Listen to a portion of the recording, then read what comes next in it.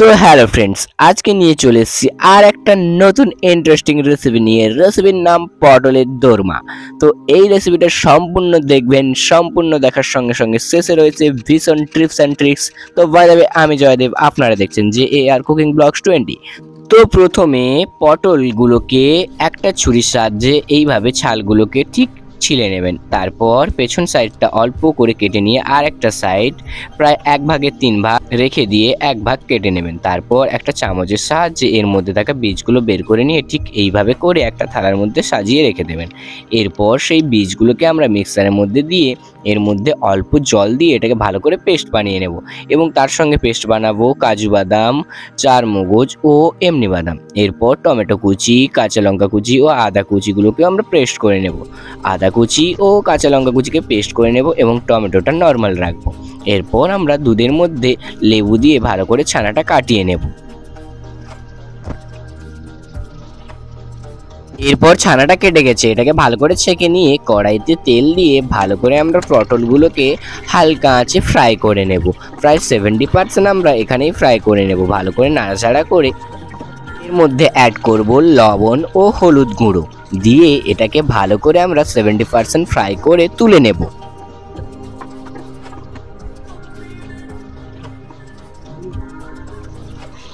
তো ফ্রেন্ডস, এইরকম নতুন নতুন ইন্টারেস্টিং ভিডিও দেখার জন্য আমার চ্যানেলটিকে অবশ্যই সাবস্ক্রাইব করে যাবেন এবং কমেন্ট করে জানাবেন নেক্সট কী রেসিপি আপনারা দেখতে চান। এরপর সেই পটল ভাজা তেলের মধ্যে 5 ফোড়ন দিয়ে পেস্ট করা সেই বীজটাকে, অর্থাৎ পটলের বীজ পেস্ট করাটা দিয়ে এর মধ্যে অল্প লবণ ও হলুদ গুঁড়ো দিয়ে ন্যাশ করা আলু, অর্থাৎ সেদ্ধ করা আলুকে ন্যাশ করে নিয়েছিলাম, সেটা এর মধ্যে অ্যাড করে ভালো করে মশলাটাকে আমরা নাড়াচাড়া করে কষিয়ে নেব।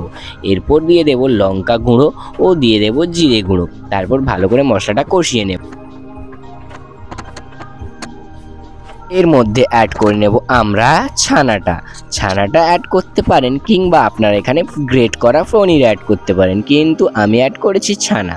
এরপর আমরা অল্প চিনি দিয়ে ভালো করে নাড়াচাড়া করে ধনেপাতা কুচি দিয়ে এটাকে আমরা নামিয়ে নিলেই রেডি হয়ে যাবে আমাদের স্পেশাল পুর।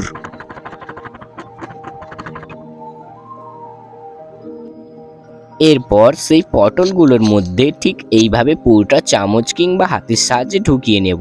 ঢুকিয়ে ঠুকে ঠুকে ভালো করে ভরতে হবে, কিন্তু পেটটা মোটা করতে হবে পুর দিয়ে। এরপর সেই অর্ধ কেটে রাখা পটলটা এর মধ্যে লাগিয়ে টুথপিক দিয়ে ভালো করে আমরা এঁটে দেব, যাতে এটা থেকে পুরগুলো না রান্না করার সময় বেরিয়ে পড়ে। তো আপনারা অবশ্যই ভালো করে এটা দেখবেন।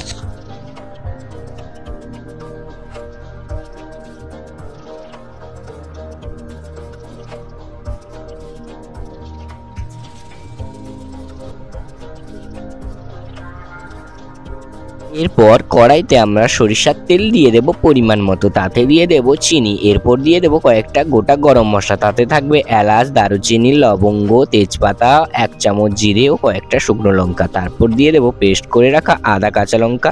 এরপর অ্যাড করব হলুদ গুঁড়ো দিয়ে ভালো করে মশলাটাকে আমরা কষিয়ে নেব। কিছুটা নাড়াচাড়া করার পর এর মধ্যে অ্যাড করব চারমগজ, কাজু বাদাম ও বাদাম পেস্ট। সেই মশলাটা অ্যাড করে দিয়ে ভালো করে আমরা এটাকে কষিয়ে নিয়ে অ্যাড করব জিরে গুঁড়ো এবং অ্যাড করব ধনে গুঁড়ো ও এর মধ্যে কিছুটা পরিমাণে দিয়ে দেব কাশ্মীরি লঙ্কার গুঁড়ো, যাতে কালারটা ঠিকঠাক এসে যায়। তারপরে ভালো করে মশলাটা নাড়াচাড়া করে কষিয়ে নিয়ে তার মধ্যে অ্যাড করব পরিমাণ মতো লবণ ও কিছুটা পরিমাণে লঙ্কার গুঁড়ো দিয়ে ভালো করে এটাকে নাড়াচাড়া করে টমেটো কুচি দিয়ে ভালো করে মশলাটা আমাদের কষতে হবে। এরপরে অ্যাড করব আমরা কাজু বাদাম ও বাদাম চারমগজ পেস্ট করা জলটা, তার মধ্যে দিয়ে ঢাকনা দিয়ে প্রায় 2 থেকে 3 মিনিট আমরা ঠিক এইভাবে মশলাটা রেডি হওয়ার জন্য ছেড়ে দেব। এরপর ঢাকনাটা খুলে কিছু সময় মশলাটাকে নাড়াচাড়া করে এর মধ্যে দিয়ে দেব টক দই পরিমাণ মতো। আমি এখানে 50 গ্রাম টক দই অ্যাড করেছি, আপনারা পরিমাণ মতো অবশ্যই অ্যাড করবেন। তারপরে ভালো করে কষিয়ে নিয়ে বেঁচে থাকা পুরটা আমি এখানে এর মধ্যে অ্যাড করেছি। আপনাদের যদি বেঁচে থাকা পুরটা থেকে যায় অবশ্যই অ্যাড করে দেবেন, না হলে নাও করতে পারেন, কোনো অসুবিধা নেই। তারপর সেই পুর ভর্তি পটলগুলোকে এর মধ্যে দিয়ে দেব। দেখেছেন কি সুন্দর লাগছে। এরপর আমরা পরিমাণ মতো জল দিয়ে প্রায় 5 থেকে 10 মিনিট কিংবা আরও বেশি আপনারা এখানে ফুটিয়ে নেবেন, যাতে পটলগুলো ভালোভাবে সেদ্ধ হয়ে যায় এবং প্রায় কি সুন্দর যে গন্ধ বেরোবে আপনাদের বলে বোঝাতে পারবো না। আপনারা অবশ্যই বাড়িতে বানিয়ে খাবেন। এরপর ঢাকনাটা খুলে নামানোর আগে আমরা অ্যাড করে নেব কসুরি মেথি ও ধনেপাতা কুচি। তারপর গরম গরম ভাতে এই পটলের দোরমা দিয়ে খেতে খুব দারুণ টেস্টি লাগে। আপনারা অবশ্যই বাড়িতে বানিয়ে গরম গরম ভাতের সঙ্গে এইভাবে সার্ভ করে খাবেন এবং কেমন লেগেছে বানিয়ে খাওয়ার পরে কিন্তু কমেন্ট করে জানাবেন। এবং পরবর্তীতে কি নতুন ইন্টারেস্টিং ভিডিও দেখতে চান অবশ্যই কমেন্ট করবেন। ততক্ষণের জন্য আপনারা অবশ্যই ভালো থাকুন, সুস্থ থাকুন এবং আমার চ্যানেলটি সাবস্ক্রাইব করে বেল আইকনে ক্লিক করে অবশ্যই যাবেন, যাতে নেক্সট ভিডিও আপলোড করার সঙ্গে সঙ্গে আপনারা দেখতে পান।